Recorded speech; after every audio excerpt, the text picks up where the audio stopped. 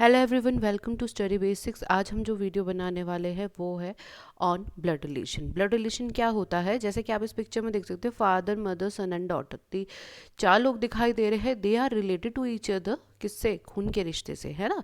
हिंदी में अगर हम बोले तो इसका जो होता है, एसएससी का कोई एग्ज़ाम हो, चाहे कोई स्टेट लेवल का एग्ज़ाम, यही दो नहीं बल्कि कोई बैंकिंग का एग्ज़ाम भी हो, तो मैंने इन सभी एग्ज़ाम्स में इसका एक क्वेश्चन तो ज़रूर देखा है, ब्लड रिलेशन का क्वेश्चन।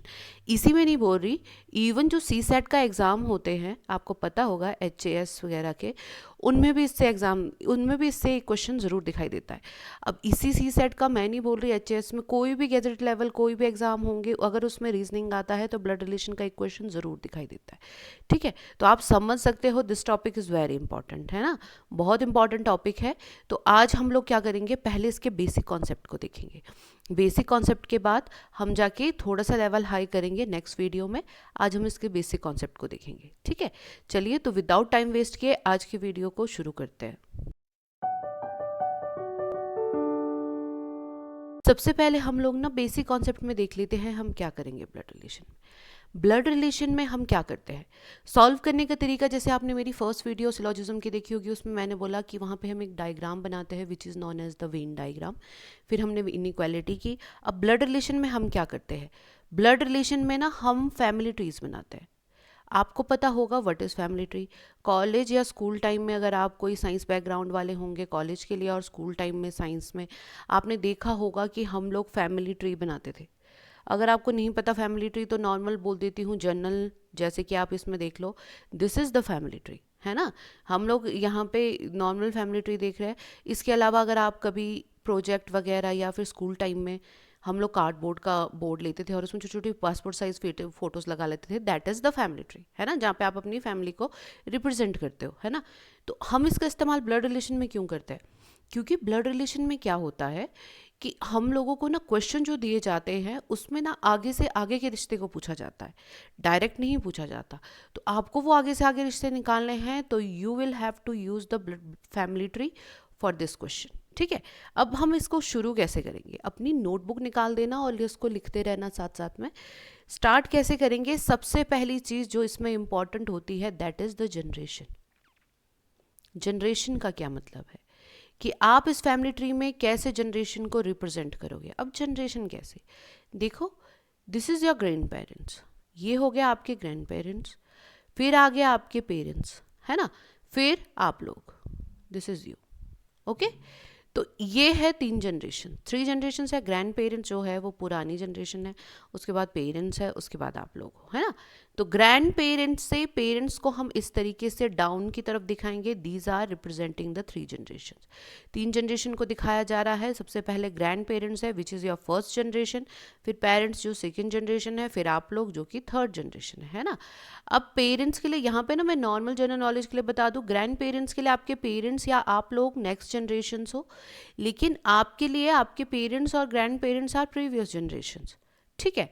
चलिए अब आगे देख लेते हैं। ये तो था कि हम जनरेशन को कैसे रिप्रेजेंट करेंगे, दीज एरोज से, इन एरोज से हम बताएंगे कि ये जो है ये ग्रैंड पेरेंट की जनरेशन है, पेरेंट्स की, और ये हम लोग है। फिर सेकेंड वन क्या है, second one is the gender. Gender कैसे दिखाएंगे, अब देखो, मैंने जब आपको बोला कि हम जब प्रोजेक्ट वगैरह बनाते हैं या कुछ भी है, तो उसमें पासपोर्ट साइज फ़ोटो का इस्तेमाल करते हैं, जिससे हमें क्या पता चलता है कि दिस इज़ योर क्या मदर और फादर, है ना। लेकिन जो ये वाला क्वेश्चन होता है ना, इसमें जो होता है मदर और फादर को दिखाना थोड़ा मुश्किल होता है। कैसे, यहाँ पे न्यूट्रल नेम्स का इस्तेमाल होता है। अब न्यूट्रल नेम्स क्या होते हैं, न्यूट्रल नेम्स हो गए, जैसे कि नॉर्मली ले लेते हैं अमन। अब अमन जो है वो मेल भी हो सकता है, फीमेल भी। आपको ऐसा हो सकता है कि नाम से आपको लगे लड़का है, पर वो ज़रूरी नहीं लड़का हो, ठीक है। तो मेल को रिप्रेजेंट करने के लिए हम लोग स्क्वायर का इस्तेमाल करेंगे, मतलब नाम के चारों ओर स्क्वायर लगा लेंगे ताकि पता चले दिस इज़ मेल, और फीमेल को हम सर्कल से रिप्रेजेंट कर लेंगे ताकि हमें पता चले कि दिस इज़ द फीमेल, ठीक है। अब यहाँ पे एक इम्पॉर्टेंट चीज़ जो आपको पता होना ज़रूरी है, अगर आपको जनरेशन मतलब कि नाम अगर आपको जेंडर का पता नहीं चल रहा है, जैसे मैंने एग्जांपल अभी अभी लिया, किसका लिया, अमन का। अगर आपको अमन का जेंडर पता नहीं चल रहा है ना, अमन का जेंडर पता नहीं चल रहा है, तो आप ट्राई भी नहीं करोगे।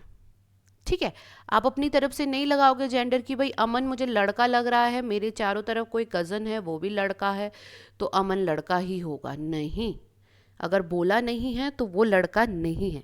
ठीक है, उसी तरीके से मैं नॉर्मल बोल देती हूँ। आपने अमनप्रीत सुना भी होगा, लड़कियों का नाम भी होता है, लड़कों का नाम भी होता है ना। उसी तरीके से Anshul, that is also a name. उसके अलावा अंकित, ये मतलब कुछ नाम है, अंकुश, अंकित, तो ये सब नेम्स जो है दे आर न्यूट्रल नेम्स। तो नेम्स तो सारे के सारे मैं नॉर्मल बोल रही हूँ। जैसे प्रीति, प्रीति के लिए हम सोचेंगे कि she will be a female, but ज़रूरी नहीं है ना, मेल भी हो सकता है। तो आप अपनी तरफ से जेंडर नहीं लगाओगे। ठीक है, चलिए अब नेक्स्ट वन देखते हैं, थर्ड। थर्ड क्या चीज़ होगी? ठीक है, अब थर्ड क्या होगा, नॉर्मल बता देती हूँ। चलो पहले एक ट्री बना देते हैं, यहाँ पे नॉर्मल है ना। ये हो गया ए, ये हो गया बी, ये हो गए वन जनरेशन, फर्स्ट जनरेशन वाले। ये हो गया सी, ये हो गया डी, ये हो गया सेकेंड जनरेशन वाले, ये हो गया ई जो कि थर्ड जनरेशन से, और ये हो गया थर्ड जनरेशन ई, ये हो गया एफ। ओके, ये सब के सब हो गए, ये हो गया ट्री।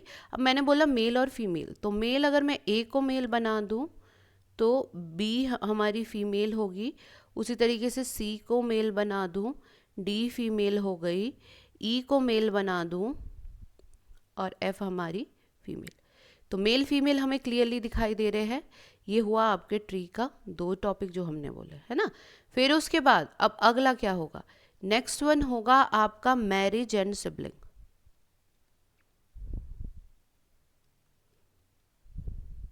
कैसे, देखो अब मैरिज एंड सिबलिंग का क्या मतलब है, नॉर्मल यहाँ देख लो इस टॉपिक में ना।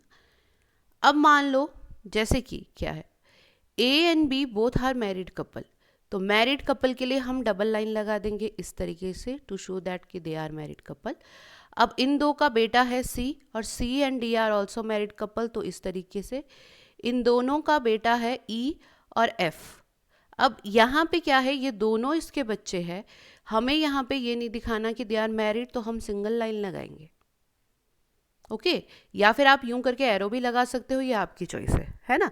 बट कभी कभी क्या होता है, जैसे ए का है, यहाँ पे सी दे दिया और बोल दिया सी इज़ द सिस्टर ऑफ ए, तो हम यूं करके सिंगल लाइन लगा देंगे। सी नहीं, जी मान लो कि जी इज़ द सिस्टर ऑफ ए, तो यूं करके सिंगल लाइन लगा के दिखा देंगे। अब यहाँ पे मान लो कैसे, अगर एक्स लिखा होता, ठीक है, अब ये डबल लाइन और सिंगल लाइन क्यों ज़रूरी है, देखो अगर यहाँ पे एक्स दिया होता and x is also a female, है ना। अब यहाँ पे एक्स दिया था, एक्स इज ऑल्सो फीमेल, तो मैं बोलूँ कि इन दो का बेटा कौन है, सी है, लेकिन यहाँ पे दो फीमेल्स, अब इनमें से कौन सा मैरिड है और कौन कौन है, तो इसी चीज़ को ख़त्म करने के लिए यहाँ डबल लाइन और सिंगल लाइन लगती है, so that you can differentiate between किसके बीच में, siblings and married couples. Okay, चलिए अब आगे बढ़ते हैं, नेक्स्ट वन देखते हैं। ये तो था मैरिज, अब अगला क्या है। अब आप देखो तो मैक्सिमम हमारे पास ट्री बन चुका है पूरा का पूरा, इसमें कोई भी गड़बड़ नहीं है ना। तो अब देखते हैं और क्या हो सकता है। अब ना यहाँ पे कुछ इनडायरेक्ट कमेंट्स होते हैं, इनडायरेक्ट चीज़ें होती है जो कि आपको पता होना ज़रूरी है। देखो नीज एंड नेफ्यूज़ वगैरह वो सब तो आपको पता ही होगा कि क्या होते हैं, अंकल आंट, ठीक है। यहाँ पे फोर्थ चीज़ जो मैं बोल रही हूँ वो है ओनली, है ना। ओनली का कॉन्सेप्ट इज़ वेरी इंपॉर्टेंट, किसके लिए, खासकर बैंकिंग वालों के लिए दिस इज़ वेरी इंपॉर्टेंट, और एसएससी वालों के लिए, है ना। मैंने मतलब स्टेट लेवल में अभी तक देखा नहीं है, इन केस आ गया तब भी आपको पता होना चाहिए ओनली का कॉन्सेप्ट कैसे इंपॉर्टेंट होता है। अगर मैं बोलूँ ओनली में ना दो टाइप, एक चीज़ आपको बताती हूँ, जैसे ओनली में बोल दिया A is the only son of B, क्या बोल रहा है, A is the only son of B, यही बोल रहा है। ए जो है बी का इकलौता पुत्र है, यही बोल रहा है। तो मैं कैसे बनाऊंगी, मैं यूं ही बनाऊंगी कि ए, कैसे बनाऊंगी कि ए जो है वो बी का इकलौता पुत्र है, यही बोल रही हूँ। अगर उसके बाद की लाइन लिखी है B is the mother, B is the mother of C and D, B is the mother of C and D, तो मैं अगर बोलूँ ये इकलौता पुत्र है तो ये दोनों क्या होगी, पुत्रियाँ, है ना, बेटियां ही होंगी, यही होगा। ठीक है, 3 बच्चे हैं, 3 में से 2 लड़कियां 1 लड़का, यही आएगा। ठीक है, अब उसी तरीके से अगर यहाँ पे लिखा होता कि A is the only child of B, ऐसे लिखा होता कि A is the only child of B, तो क्या हो जाता, अब यहाँ पे क्या होता, इस जगह पे लिखा है कि A is the only child of B, तो मैं कैसे बनाती, A is the only child of B, लेकिन मुझे क्या यहाँ पे ए का जेंडर पता चलता, नहीं लगता पता। उसमें इनडायरेक्ट में हमें पता चल गया था सन है, लेकिन चाइल्ड की वजह से नहीं लगता पता। आपने रिजर्व कैटेगरीज में भी देखा होगा ओनली गर्ल चाइल्ड लिखा होता है, इसी वजह से ओनली चाइल्ड का मतलब तो इकलौती संतान कोई भी। ठीक है, अब अगला नेक्स्ट वन देखते हैं। नेक्स्ट वन क्या बोलता है, एक और लाइन होती है which is A is the only sister of B, अगर इस तरीके से दिया है तो क्या होगा, A is the only sister of B. अब A is the only sister of B बोल रही हूँ तो क्या बोल रही हूँ, ए जो है वो इकलौती बहन है किसकी, बी की, है ना। और मैं बोल दूँ C is the father, sorry C is the father of A B and D, इनका। ठीक है, अब यहाँ पे क्या है, A is the only sister of B, A जो है वो बी की ओनली सिस्टर है, अगर इकलौती बहन हुई तो डी क्या होगा, भाई होगा, है ना। लेकिन क्या आप बी का जेंडर बता सकते हो, नहीं बता सकते, ऐसा क्यों, 2 बहनें हैं आपस में तो दोनों बहनें एक दूसरे को इकलौती बहन बोल सकती है। अब अगर ये भाई होता तो ये तब भी इकलौती बहन बोल सकता है, इसलिए बी का gender we can't specify in it, लेकिन ए जो तीसरा जो बच्चा होता है उसका जेंडर हमें पता चल जाता है। ठीक है, तो मैंने यहाँ पे आपको क्या बताया कि A is the only son of B, इससे ना हमें इनडायरेक्टली बाकी सभी सिबलिंग्स का जेंडर पता चल जाता है, लेकिन ए इज़ द ओनली चाइल्ड इसमें हमें किसी का भी जेंडर पता नहीं चलता, लेकिन ये वाला जो है इसमें 50% पता चल जाता है। ठीक है, इसमें क्या होता है, ए का तो पता चलता ही है, साथ में अगर कोई और सिबलिंग भी है उसका भी पता चल जाता है, लेकिन बी का नहीं लगता। ठीक है, दीज आर द रूल्स, इसे देख लेना दोबारा से रिपीट पे और अपनी नोटबुक पे मेंटेन कर लेना। ओके, चलिए अब हम क्वेश्चंस को करेंगे टाइम वेस्ट किए बिना। फर्स्ट क्वेश्चन देखते हैं क्या बोलता है। देखो, Atul is the father of Banita, Chetna is the daughter of Banita, Dilip is the brother of Banita, Rohit is the son of Atul. अब हम शुरू कहाँ से करेंगे, अतुल से। अतुल की बात कर दे, Atul is the father of Banita. ठीक है, अतुल जो है वो फादर है किसका, बनीता का, ये हो गया। ठीक है, फिर यहाँ पे अतुल यहाँ पे कहाँ पे था, लास्ट लाइन में, कि रोहित जो है he is the son of Atul, तो यहाँ पे रोहित भी क्या है, बेटा है अतुल का, यही बोला है ना। फिर उसके बाद Chetna is the daughter of Banita, अब यानी कि चेतना जो है वो एक फीमेल है और वो डॉटर है किसकी, बनीता की, लेकिन बनीता का हमें जेंडर नहीं लगा पता। फिर है Dilip is the brother of Banita, अब Dilip is the brother of Banita मतलब यहाँ पे एक और सिबलिंग इज प्रेजेंट जो कि मेल है ना, हो गया। अब ये बना आपका पूरा का पूरा ट्री। अब इस ट्री में हमें इसका पता चल गया कि ये मेल है, ये मेल है, ये मेल है और ये फीमेल है, लेकिन बनीता का जेंडर हमें नहीं लगा पता, नहीं लगा पता। क्वेश्चन क्या पूछता है कि how is Chetna related to Rohit. अब चेतना रोहित से कैसे रिलेटेड है, हाँ जी, चेतना जो है वो रोहित की सिबलिंग, चाहे मेल हो चाहे फीमेल हो, उसकी बेटी है।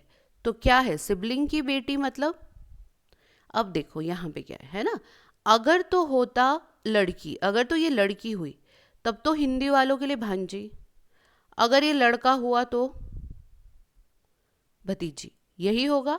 तो हमारा ऑप्शन क्या होगा, नीज ही सही होगा, है ना, नीज ही सही होगा। अब अगर यहाँ पे पूछ लिया जाता how is Banita related to Rohit, ऐसा क्वेश्चन होता तो आप क्या आंसर देते, क्योंकि आपको तो जेंडर नहीं पता बनीता का, वो भाई भी हो सकता है बहन भी हो सकती है, तो आप क्या लगाओगे, कांट से ऑप्शन में होता है, या फिर कैन नॉट बी डिटरमाइंड, क्योंकि जेंडर नहीं पता है ना, क्योंकि हमें जेंडर नहीं पता इसलिए हम लगा ही नहीं सकते। ओके, अब यहाँ पे नीज कब होता है, व्हेन फीमेल जब भतीजी नेक्स्ट जनरेशन वाले बच्चा जो होता है उसके लिए नीज लगता है, और मेल के लिए क्या लगता है, नेफ्यू। ओके, इस चीज का ध्यान दे देना। नेक्स्ट क्वेश्चन देखते हैं। नेक्स्ट क्वेश्चन में क्या बोला है, नेक्स्ट क्वेश्चन में बोला है Bobby is the brother of Amit whose only sister is mother of Chintu. Deepa is the maternal grand mother of Chintu. अब देखो Bobby is the brother of Amit, अब यहाँ पे है Bobby, he is the brother of Amit. अब ये जो हुज लगा है ना, ये किसके लिए लगा है, ये लगा है नियरेस्ट पर्सन के लिए। इस चीज का ध्यान रखना, अगर यहाँ पे हु है या फिर दैट है तो ये हमेशा नियरेस्ट पर्सन के लिए इस्तेमाल होते हैं ना। Whose only sister is mother of Chintu, जिसकी इकलौती बहन, अब देखो ये इकलौती होगी क्योंकि भाई तो है, इकलौती बहन है, is the mother of Chintu, अब चिंटू की मदर है, ठीक है। फिर Deepa is the maternal grand mother, maternal grand mother का मतलब नानी, किसकी, चिंटू की। तो मतलब क्या है, इसकी मदर और इसकी मदर कौन है, दीपा, और शी इज अ फीमेल, है ना, यही आया। अब हमें जेंडर किसका पता नहीं चला, इसका। तो how is Amit related to Deepa, how is Amit related to Deepa, आप निकाल पाओगे। क्या बोला है, Bobby is the brother of Amit, Bobby जो है वो ब्रदर है अमित का, जिसकी इकलौती बहन, अब देखो मैंने आपको पीछे बताया था इकलौती बहन है, इसका जेंडर पता है, इसका जेंडर पर इसका नहीं लगता पता, तो हमारा आंसर क्या होता है इसका, कैन नॉट बी डिटरमाइंड या फिर कांट से, ये होता। अब ये वाला ऑप्शन कौन लगाएगा, if there is presence of fifth option, fifth में अगर कांट से लिखा है या कैन नॉट बी डिटरमाइंड लिखा है तो आप इसको ही लगाओगे विदाउट एनी डाउट। लेकिन यहाँ पे क्या हो गया है, we have given only 4 options. In case आपको ऐसे खास करके स्टेट लेवल एग्जाम्स में कभी कभी ये चीज़ दिखाई देती है, इसलिए बोल रही हूँ। बैंकिंग में तो आप लोग कैन नॉट बी डिटरमाइंड लगा के आ जाना सीधा, ठीक है। अब in case you have absence of can not be determined it present, कि नहीं पता, या फिर fifth option is none of these, ठीक है, नन ऑफ दीज, ये आपका फिफ्थ ऑप्शन। तो नन ऑफ दीज तो आप नहीं लगाओगे, क्या लगाओगे फिर, देखो हमें पूछा है अमित का रिलेशन दीपा से।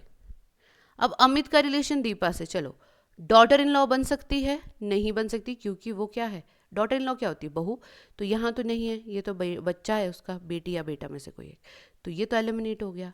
आंट हो सकती है, नहीं, फिर क्या है, नेफ्यू हो सकता है, नहीं, डॉटर हो सकती है, हाँ जी, डॉटर का ऑप्शन हो सकता है, इसीलिए नन ऑफ दीज नहीं लगता, क्योंकि हमारे पास ना ये डाउटफुल सिचुएशन क्रिएट हो जाती है कि डॉटर हो सकता है ना, क्योंकि डॉटर हो सकता है इसलिए हम, अगर आपके पास ये दीज 5 ऑप्शंस आर प्रेजेंट तो आप डॉटर लगा के आओगे, क्योंकि यहाँ 50-50% सिचुएशन बन रही है ना। लेकिन अगर इसकी जगह नन ऑफ दीज की जगह पे CND प्रेजेंट होगा तो आप CND लगा के आओगे।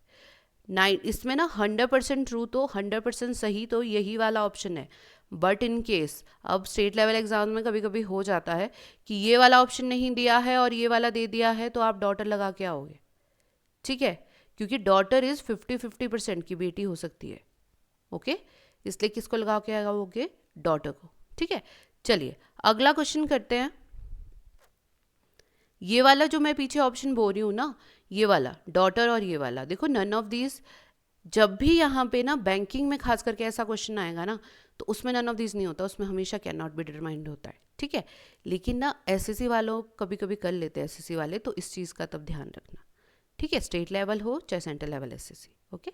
चलिए अगला देखते हैं, नेक्स्ट वाला क्या बोल रहा है। नेक्स्ट वन बोल रहा है Mukesh is the father of Nitin and Nitin is the only son of Mohit, Mohit is the daughter of Paras. चलो मुकेश जो है वो क्या है, फादर है किसके, नितिन के, और नितिन इज द ओनली सन, इकलौता बेटा है किसका, मोहित का। अब देखो मुकेश अगर फादर है नितिन का तो मोहित क्या होगा, मदर ही होगी, है ना। फिर है मोहित इज द डॉटर ऑफ पारस। अब मोहित जो है वो बेटी है किसकी? पारस की। अब यहाँ पे चलो देखते हैं क्या बोल रहा है। अगर पारस जो है वो मैरिड है अमित से, then how is Amit related to Mohit? Father, Paras जो है वो मैरिड है अमित से, ठीक है, तो बोल रहे अमित का रिलेशन मोहित से क्या होगा? सबसे पहली बात यहाँ पे हमें पारस का जेंडर ही नहीं पता, तो हम अमित का जेंडर भी नहीं बता सकते, है ना? ठीक है, तो हमारा आंसर इसका क्या होगा? Can not be determined. ठीक है, ओके, हमारा आंसर क्या होगा? कैन नॉट बी डिटरमाइंड, क्योंकि हमें जेंडर ही स्पेसिफाइड नहीं है। ओके, क्लियर है? चलिए नेक्स्ट क्वेश्चन देखते हैं। Question number 4, a sister of B, sorry, A is the sister of B, B is married to D, D is father of C, H is son of G, B is mother-in-law of G, D has only one son and no daughter. चलो, A is the sister of B, A जो है वो बहन है किसकी? B की, and B is married to D, यही बोला, B is married to D, तो मैंने यूं बना दिया। फिर है D is the father of C, अगर D फादर है C का तो B क्या होगी? Automatically female. फिर H is the son of G, अच्छा हमने अभी तक बात नहीं की। फिर है B is the mother in law of G, अब B is the mother in law of G कैसे बन सकती है? या तो क्या होगा कि B C का कोई सिबलिंग होगा, उसकी वाइफ या हस्बैंड होगा कौन? G, या फिर सी की ही शादी जी से हुई है ना? दो ऑप्शन बन सकते हैं, दो ऑप्शन क्रिएट हो सकते हैं। तो ये पता कैसे चलेगा? नेक्स्ट लाइन से, D has only one son and no daughter. अब क्या बोल रहा है? डी का सिर्फ एक बेटा है और कोई बेटी नहीं है। अब सिर्फ एक बेटा है, कोई बेटी नहीं है, तो मतलब क्या है? सी के पास कोई सिबलिंग ही नहीं है, यही बोल रहा है वो, कि सी के पास कोई सिबलिंग नहीं है, तो सी विल बी द सन और इसकी वाइफ कौन बन जाएगी? जी। ठीक है, ओके, चलिए अब देखिए क्या बनता है। How is H related to D? अब हमारे पास ये वाली लाइन रहेगी थी, क्या बोला है? H is the son of G, तो ये हो गया H who is the son of G, ये बन गई 3 जनरेशन। तो एच का रिलेशन डी से क्या है? इन दो के बेटे का बेटा है, तो क्या होगा? ग्रैंडसन, यही इसका ऑप्शन होगा। चलिए नेक्स्ट वन देखते हैं, क्वेश्चन नंबर 5। क्वेश्चन नंबर 5 में क्या बोल रहा है? D is the mother of E, D जो है वो मदर है ई की। Who is the sister of F, who is the sister of F? चलिए देखो, एक चीज जो मैं यहाँ बता दूं, अपनी नोटबुक पे लिख लेना, जैसे यहाँ लिखा है हु, है ना? पहले वाले में मैंने क्या बताया? Who will indicate nearest person. अब अगर इसकी जगह पे एंड लिखा होता या फिर बट, ये दो कैसे लिखा होता? D is the mother of E and is the sister of F, या फिर D is the mother of E but is the sister of F. तो ये वाला एंड बट जो होते हैं वो फर्स्ट पर्सन को इंडिकेट करते हैं, मतलब ये जो होते ये इसे इंडिकेट कर रहे होते हैं। ठीक है, हु एंड कौन? हु एंड दैट जो होते हैं या फिर विच जो होता है वो इंडिकेट करता है नियरेस्ट पर्सन को, जो उससे पहले जिसकी बात हुई होती है, और डी एंड बट जो होते हैं वो पहले वाले पर्सन को इंडिकेट करते हैं। ठीक है, शब्दों का बहुत इंपॉर्टेंस होता है रीजनिंग में, तो इस चीज़ का ध्यान दे देना। ठीक है, चलिए अब बात कर लेते हैं, D is the mother of E, D जो है वो मदर है ई की।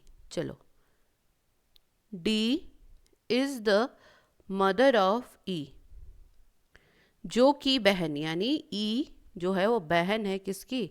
एफ की। A is the father of C, B is the wife of A and F is the son of C. अब देखो, A is the father of C, है ना, B is the wife of A and F is the son of C. अब देखो line ना, यहाँ पे तो 3 ही लाइनें हैं, लेकिन बैंकिंग वालों को ना कुछ ज़्यादा लाइनें आ जाती है, तो आपको क्या करना है? आपने देखना है डी से ई का रिलेशन बनाया, ई से एफ का रिलेशन बनाया, तो इन तीनों में से किसी एक की बात और हो रही है, तो लास्ट लाइन में एफ की बात हो रही है कि F is the son of C, तो F is the son of C इस तरीके से ही आएगा। तो सन बनाना है सी का, तो सी विल बी द फादर, यही होगा, और ये दोनों बच्चे किसके हैं? डी और सी के। फिर सी तक पहुंच गए, फिर बोला A is the father of C. अब A is the father of C यानी कि ए यहाँ ऊपर आएगा इस तरीके से, है ना। फिर है B is the wife of A, अब ए की वाइफ कौन हो गई, बी। अब ना ये जो मैंने किया ना बीच बीच में से उठा के, इसका फ़ायदा ये होता है कि हम टाइम वेस्ट नहीं करते, है ना। कहीं कहीं बच्चे क्या करते हैं, 2-3 ऑप्शंस एक साथ बनाते हैं फिर उनको जोड़ते हैं, ऐसा नहीं करना है। एक एक करके हमें टाइम बचाना है क्वेश्चंस में, इसलिए आपको क्या करना है, कनेक्ट करते जाना है क्वेश्चन को, ठीक है। अब क्वेश्चन में क्या बोला है, how is E related to A, E का रिलेशन ए से क्या है, ई का रिलेशन किससे, ए से, तो वो बेटे का बेटी है, बेटे के बेटी है ना, दिख रहा है, तो क्या होगी, ग्रैंड डॉटर। ओके,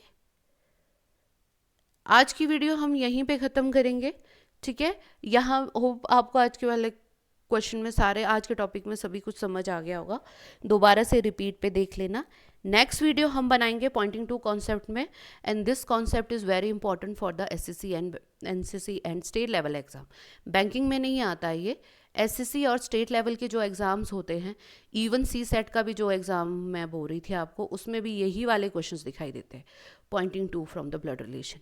आज जो मैंने करवाया वो बेसिक्स था, इस वीडियो को दोबारा से देख के अच्छे से क्लियर कर देना अपने कॉन्सेप्ट्स को, ताकि जब हम नेक्स्ट वीडियो करें तो आप ना उसमें थोड़ा सा ज़्यादा अपने कॉन्सेप्ट को समझ पाओ, क्योंकि ये बहुत कन्फ्यूजिंग चीज़ है पॉइंटिंग टू, ठीक है।